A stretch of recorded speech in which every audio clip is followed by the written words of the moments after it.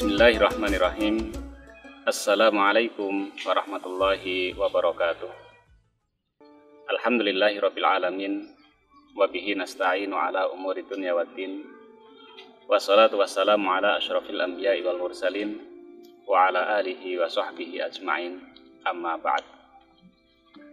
Para santri yang kami banggakan, kaum muslimin yang kami muliakan, Allah Subhanahu wa taala berfirman dalam surah Al-Mujadalah ayat 11, A'udzu billahi minasyaitonir rajim. Yarfa'illahu alladhina amanu minkum walladhina utul ilma darajat. Al-ayah. Dari ayat tersebut menunjukkan bahwasanya Allah Subhanahu wa taala dalam mengangkat derajat manusia, dalam mengangkat derajat seseorang, tidaklah dinilai dari harta benda yang ia miliki, juga bukan dinilai dari seberapa banyak tahta yang ia duduki, melainkan Allah mengangkat derajat manusia dilihat dari seberapa tebal keimanan yang ada pada diri seseorang, juga seberapa banyak ilmu pengetahuan yang ia miliki. Dengan demikian, menuntut ilmu menjadi wajib bagi setiap kaum muslimin. Bahkan dalam sebuah hadis masyhur al-sinah dijelaskan bahwasanya thalabul ilmi fardhatun ala kulli muslimin. Menuntut ilmu merupakan satu kewajiban bagi setiap muslim.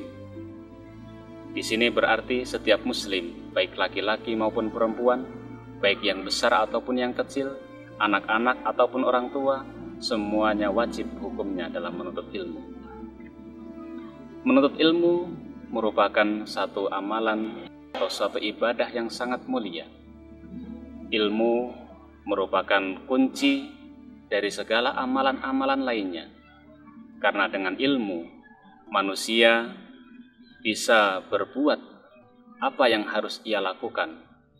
Manusia bisa mengerti apa yang harus dilarang atau yang harus tidak dikerjakan. Mengenai keutamaan ilmu, Imam Syafi'i pernah berkata bahwasanya al-ilmu afdalu min sholatil nafilati atau nafilati afwan. Bahwasanya ilmu merupakan atau lebih utama daripada sholat sunnah. Bahkan beliau juga mengatakan laisa ba'dal faraidi afdalu min talabil ilmi. Bahwasanya tidak ada amalan yang lebih utama setelah amalan fardu melainkan menuntut ilmu. Kemudian beliau juga mengatakan man arada dunya fa alaihi bil ilmi wa man arada al akhirata fa alaihi bil ilmi.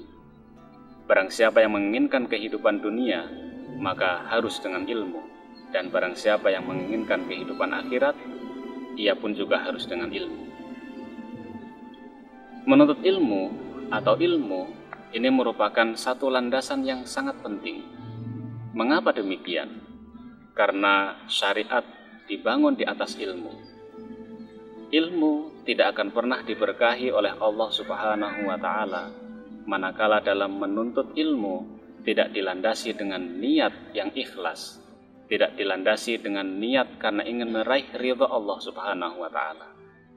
Oleh karena itu, menjaga keikhlasan dalam menuntut ilmu merupakan tugas yang sangat utama.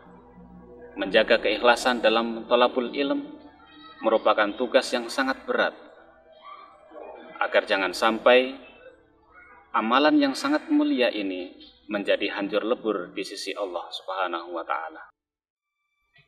Mengenai keikhlasan dalam menuntut ilmu, maka Syekh Shalih Al-Utsaimin pernah menuturkan atau menasihatkan bahwasanya tidak seorang pun dari kalangan salafus soleh yang mencapai derajat yang tinggi dari sisi keilmuannya, melainkan karena keikhlasannya dalam menuntut ilmu demi mengharap ridha Allah Subhanahu wa taala. Bahkan beliau juga menyatakan bahwasanya innama yanalul mar'u al-ilma ala qadri ikhlasihi.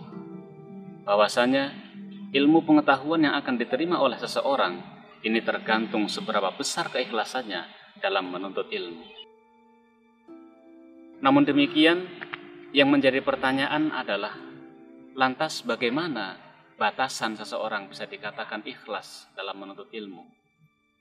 Maka dalam hal ini Imam Ahmad radhiyallahu an pernah mengatakan bahwasanya seseorang bisa dikatakan ikhlas dalam menuntut ilmu manakala yang pertama, dia niat dalam dirinya untuk menghilangkan kejahilan yang ada dalam dirinya. Dia ingin menghilangkan kebodohan yang ada dalam dirinya.